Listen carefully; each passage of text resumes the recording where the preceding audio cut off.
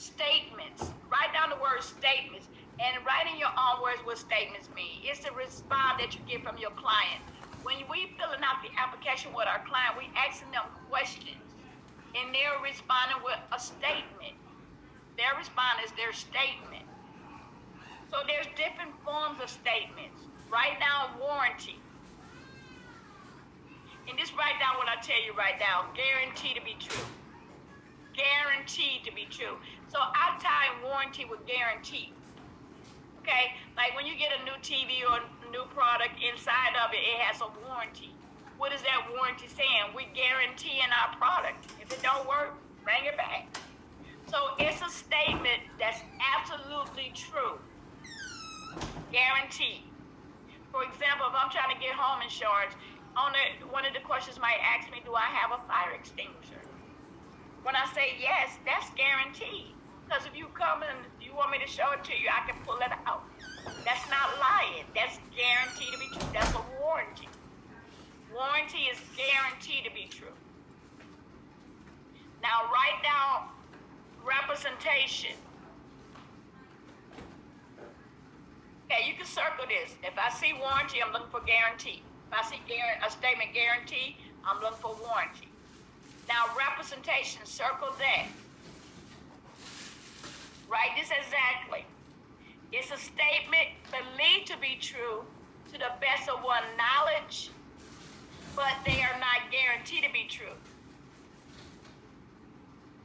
A statement believed to be true to the best of one's knowledge, but they're not guaranteed to be true. So, circle representation, which you should have already did, and just underline, even though I had you write out the whole sentence, just underline this. Believe to be true. Believe to be true to the best of one's knowledge. Believe to be true. What they mean by that? Okay, you're my agent. Okay, I'm trying to get life insurance, so you're filling out the application. You get to the question on the application, have I ever had a heart attack? Okay, I'm going to tell you no. Because I believe that to be true, to the best of my knowledge. Now, let's say last week I had chest pains. But I don't have them now. Now, could there have been a minor heart attack? It's a possibility. Okay, but I didn't go get it professionally diagnosed. So for me to tell you it was a heart attack, that's not true. It may not be. Okay, because nobody professionally told me it was actually a heart attack. So I'm going to tell you no, because I'm representing what I believe to be true to the best of my knowledge. It could have just been gas pains. If y'all ever had gas pains, it feels like you're having a heart attack. I remember a neighbor, she had called the ambulance. She thought she was having a heart attack. I seen her outside one day. She said, did you hear the ambulance come over here? I said, no. She said, I called the ambulance because I was having chest pain. She said, I'm so embarrassed. She said, when I got to the emergency room, they just told me it was just gas pains. So I thought she got this big old bottle of my lint. She said, I'm going to make sure I don't go through that again, because that was embarrassing for them to tell me it was not a heart attack. It was just gas pains. So I'm going to make sure if I feel chest pains, I'm going to drink a bottle of this first before I go to the emergency room. So representation is I'm telling you what I believe to be true to the best of my knowledge. I'm not lying. I'm telling you what I believe to be true. I'm representing what I believe to be true. Now, write down misrepresentation. Write down that's a little lie. It's a lie, but no big deal. Like you asked me how much I weigh. Let's say I weigh 130. Ah, child, just put down there I just weigh 138. Okay, thank you. But I know I just got off the scale yesterday and it was 130. I'm lying. But it's not so major where the insurance company would change their decision. Okay. So misrepresenting is untrue. Okay, but write this down. Material misrepresentation. Circle material misrepresentation and circle and highlight the material. That's the big lie. In other words, right now, a material misrepresentation is a statement that is discovered would change the underwriter's decision. In other words, let's say I did have a multiple. I went to the doctor last week, and they said I had, the ultrasound or whatever, the EKG or whatever they take. It showed that I had minor heart attack, a small portion of heart attack. Okay, so the doctors told me it was based off the report. So now I'm trying to get insurance from you, and you get to the part, have I ever had a heart attack? No, Jane, never had no heart attack. I'm healthy as hell. Healthy as health can be, okay? Yeah. Well, now, no, never had a heart attack. That's material. That's a big lie. Because, yeah, it would change the underwriter's decision if they know that I had a series of heart attacks. And the key word is, when they say, the question said, I sought medical attention. In so many words, it's saying that it's documented. So by me telling you as the agent I never had a heart attack, that's a major lie, because if the underwriters pull my medical records, they're going to see in my medical records the doctors told me that I had a heart attack. That's a material misrepresentation. So make sure you put material in front of it. That's a big lie, because it would change the underwriter's decision. God forbid they told me I have cancer and I'm filling out a policy with you, and it gets to the part, have I been diagnosed with cancer? And I tell you no. That's a material misrepresentation. That's a big lie. Because it definitely would change the underwriter's decision. Now write this down, fraud. Write down the word fraud. If you see what is fraud, look for intentional material misrepresentation. If I intentionally lie about something major like that, that's fraud. I committed fraud. So when they ask you what is fraud, look for the keyword intentional. You intentionally lie.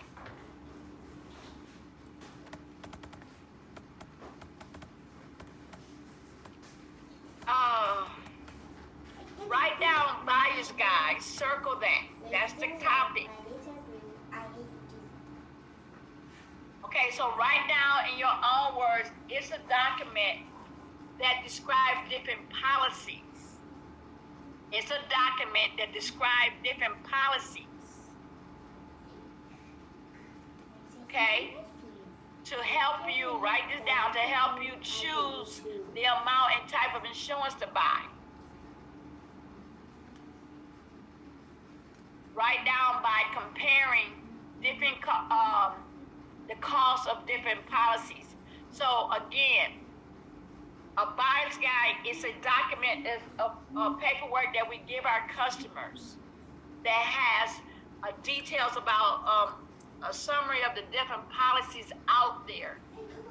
So I can look at it and look at the different policies available for me, and I'm comparing the different policies. Okay, and it's helping me choose which one to buy. Again, a buyer's guide is a guide to buyers. Reverse that stuff so it'll help you focus. It's a guide to buyers. So look for your key ingredients. Choosing, comparing. Okay, I'm comparing similar policies to help me choose and guide me which one to buy. Write this as a question. What would not be in a buyer's guide? What would not be found in a buyer's guide? The answer is specific information about your policy. You're not going to find anything detailed about you in the buyer's guide. It's a general publication to show the different policies to guide you which one would be best fit for you by you looking at the different policies. Question number 2 that will go with this subject. When would your customer get a buyer's guide? Write this down. It's going to be delivered with the policy. Because the company offers a free look period. They're going to send it with the policy. Now understand this and role play this. What was the question? when would your client get the buyer's guide? When would the policy owner get the buyer's guide? When I deliver the policy, it's gonna be in that package. So look for it's gonna be delivered with the policy. When I bring your policy to you, when you open that envelope up, you're gonna see a form called the buyer's guide. That's because if the company offers a free look period, you have a chance of changing up in that period and get all your money back, and you can change to another policy. So listen, understand this and walk it out. Okay, a lot of stuff taken outside the test. What do you mean? If I'm sitting down with you, I'm the agent, and I'm doing a policy, writing up an application with you, I can give you a buyer's guide now.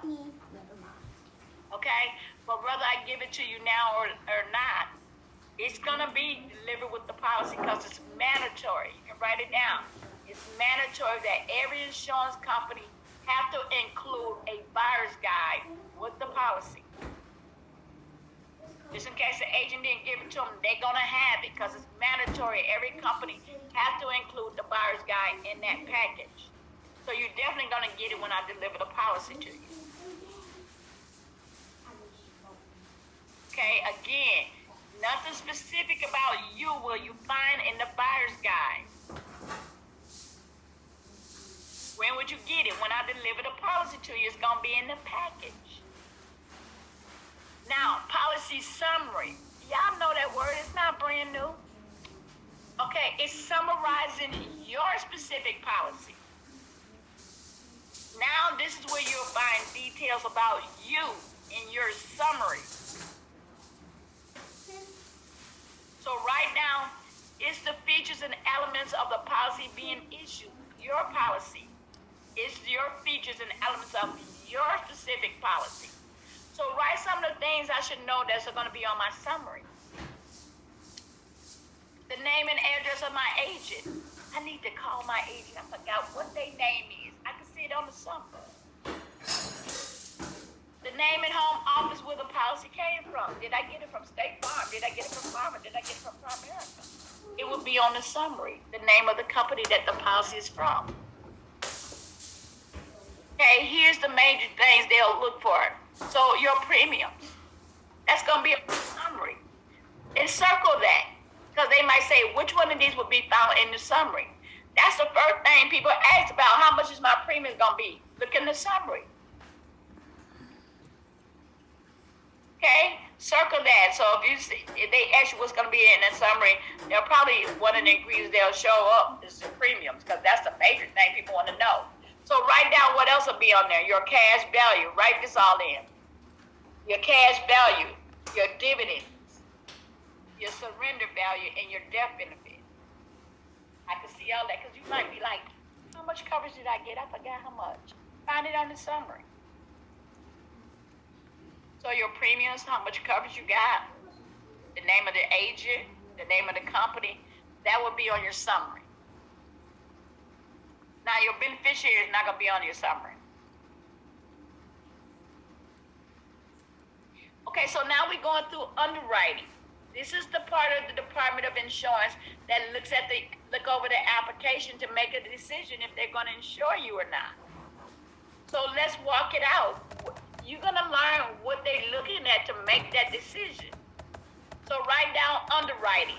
Circle that. They're going to ask you what is underwriting. Here's the answer. It's the risk selection and classification process. Again, they might reverse the question and put the ingredient in the question. No, it's underwriting. What is the risk selection and classification process? Underwriting. What is underwriting? The risk selection and classification process. Write down a little bit more detail. It's the part of the company that determines, whether or not a particular applicant is insurable. Ms. Donna, I have a question. So you just said in the last topic that in the policy summary, the beneficiary wouldn't be there. Not on your summary. Why is that? It'll be a page for the beneficiary, so you can look on the page and say beneficiaries.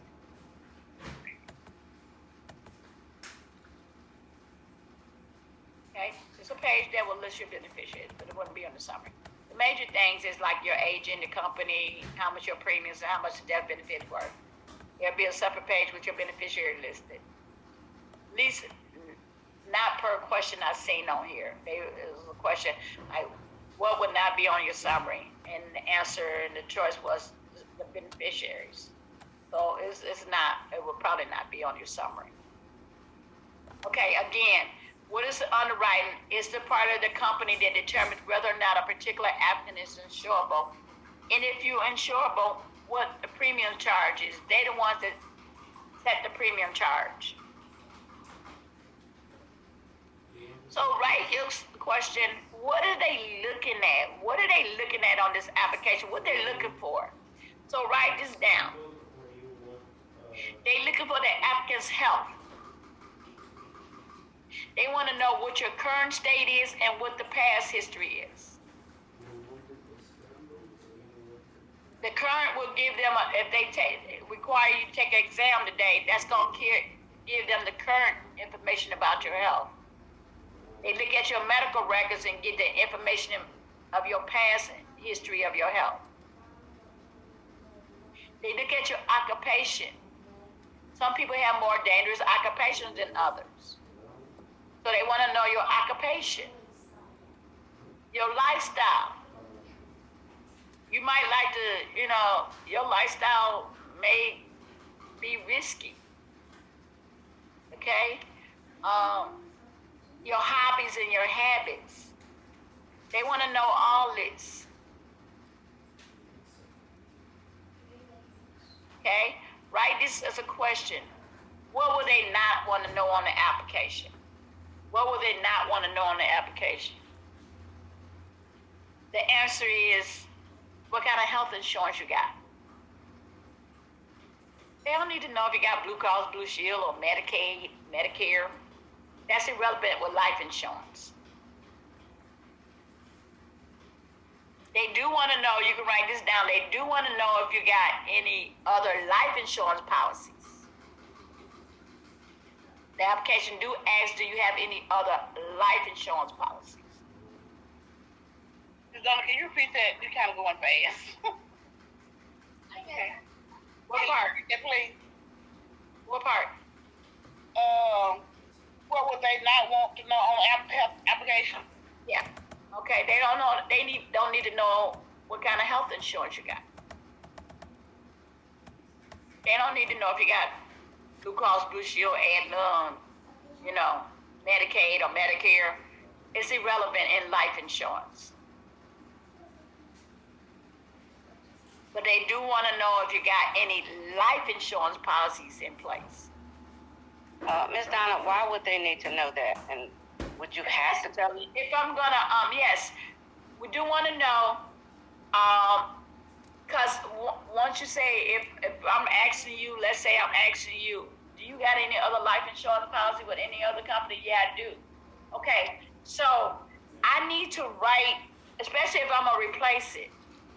Now, can people have multiple life insurance policies? Yes, you can. But after you learn a lot of things you're gonna learn in this class, especially with people with whole life policies, they are a big ripoff. Why would you want to keep a policy that's a ripoff? And because you didn't know a lot of information, I'm gonna teach you so much. Okay, till you're gonna see why Primerica do not sell whole life policies. They are a ripoff. So if I'm gonna replace that policy, on there it's gonna ask, do you got life insurance with other companies? And I check yes. They expect me to give them the details of your policy, what company it's from, as much information on the policy as I can put on there. And if I'm gonna replace it, it's a law that every insurance company have to notify the other insurance company we're gonna replace them. That gives them the opportunity to try to save their business if they can. So that's why we want to know if you got other life insurance policies in place. So is it only if you're going to replace it? You still have to tell them if you're not replacing, you just get an additional life insurance? Yes, if you're not going to replace it, then first of all, do you have it? And you say yes. and then they'll ask, will I be replacing it? And I'll say no, then I won't need your information. Mm-hmm. But that doesn't include if you have it with your job, right? Job, you don't want to replace a job because it's usually free or cheap. We're going to talk about job insurance too. Okay, it's usually cheap or free. You don't replace job policies. Okay, you want to give them something in addition because who's a guarantee you're going to have that job for life? So if they terminate you or you quit or get fired, at least you have insurance outside the job. So you don't mess with nobody's job insurance. Make sense? Yes, ma'am. Okay. So this is what they want to know. Again, your health. Write this down. Something else they don't care to know. You got to watch it because it's real tricky on the test. They don't need to know your past income. They will ask you on the application how much you make. I guess they want to make sure you'll be able to afford the policy. I don't know. They do want to know your current income. So if you think about it again, because we're reading it so fast, so we missed the trickies. Yeah, of course they don't want to know your past income because that's what you made in the past. We want to know what you make now. That makes a difference. But you got to really watch out because those questions are really tricky. Okay, so write down we're also related to as the field underwriters. What is our other titles? Again, y'all remember what is our titles? Agent. Producer. Please get familiar with producer because that's what they'll address on the test the most because they like to use terms that throw people off because they know you're not focused. Remember, when I see producer, they're still talking about us, the agent. And we're also called field underwriters. Why? Because anybody that works outside of the company, you consider in the field. Now, we don't make the decision. They just say that because we're part of the decision because they want to make sure that we do our job so they can effectively do their job.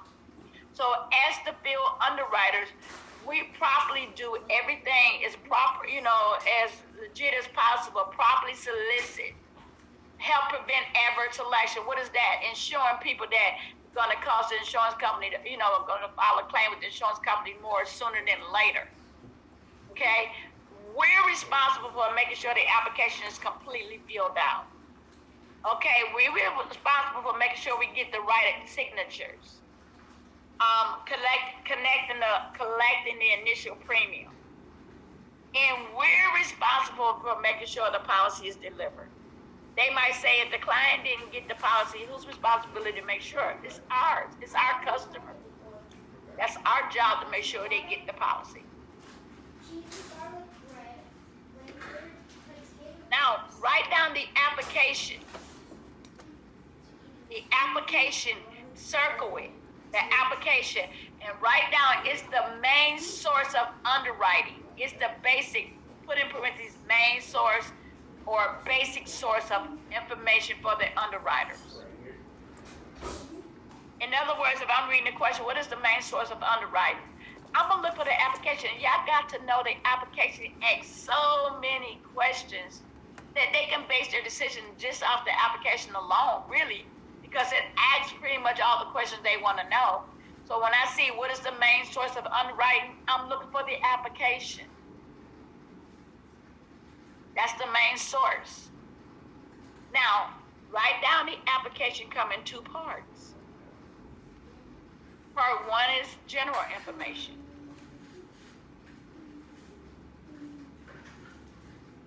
Yeah, I do get excited and start talking fast. Just slow me down, okay? I'm not offended. I sometimes I get excited and start just talking crazy and stuff. Okay. Part two is the medical information. They may ask you a simple question. What can the underwriters find out information if Donna ever had a heart attack? What part of the application will contain that information?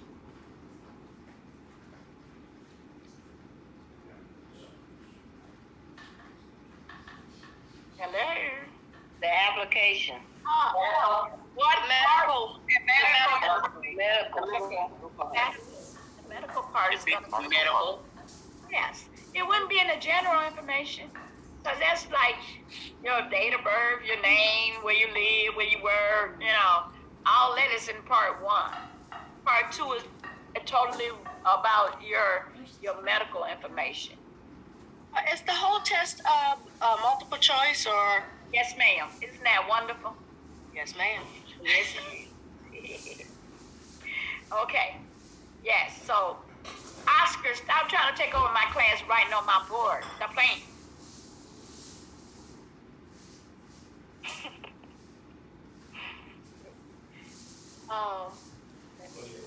You coming straight from the book? Because I have a book. Are you coming straight from the book? I'm coming straight from the book, boo-boo. Okay.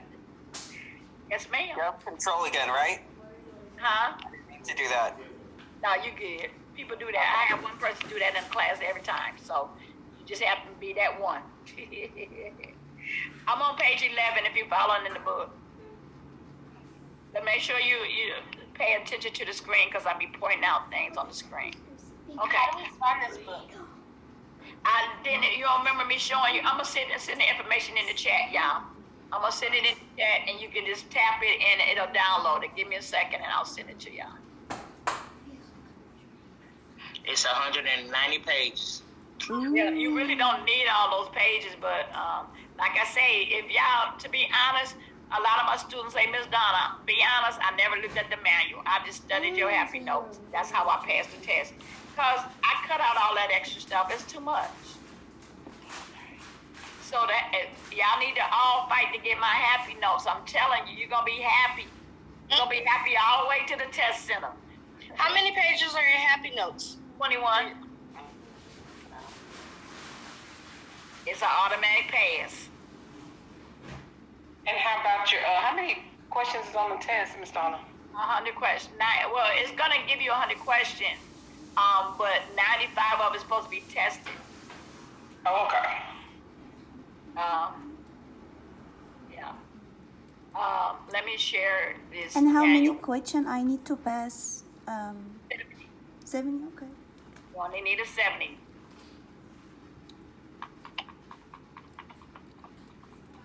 Hold on a minute. What else? Tripping on.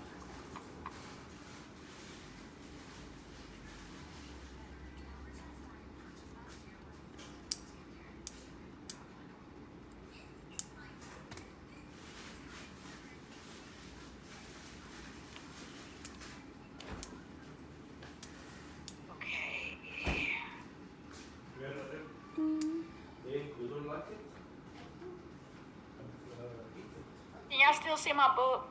Mm-hmm. Yes. Yes, ma'am. Yes, ma'am. Yes, ma'am. Yes. Mm-hmm. Okay. I see it. Okay.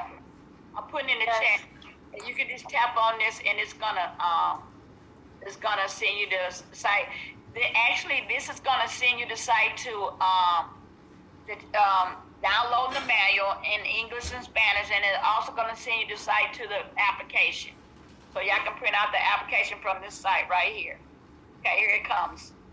So you can tap that. That'll give you the site to download the manual, English or Spanish, and that's also going to give you the application. Now, again, if you're in another state, the application is going to be different. So you sending us the 21 page from your notice? Remember, you got to earn that. How do you earn it? Somebody help me out. How do you earn my happy notes? Take the practice Take my test. chicken and practice test. Okay. It's sending you a snapshot of the results. It's sending you a screenshot of it. The full page. Email. Along with yours. Email. Along with your email. Yes. And you will get my happy notes. I'm telling you, you'll be happy all the way to the test center. Because I'm the answer, y'all. Practice test. I'm going to open it up, actually, so y'all can see it real quick. But, hopefully Liz can help. Is it on the UFC Armory? What? Your happy notes? My happy notes, you got to get them personally from me. Oh, okay. Yes, I should be selling it. That's how, but I'm making you earn it. Just by taking the test. Just taking that practice test.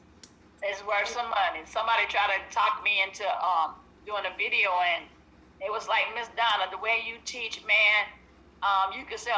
There's another man on the video. He sell his video for $100-something, and you way better than them. Way better than them. I mean, extra income never hurt anybody. You know? You know, it's called outside activities. The company won't allow it. You under restrictions when you captured by somebody. So, but can y'all let me see? Can y'all see my happy notes? Let me show you real quick. So I can get back in here because I think that's a point I need to be on this test. Oh shit. But you better go to the bathroom. You gotta do that.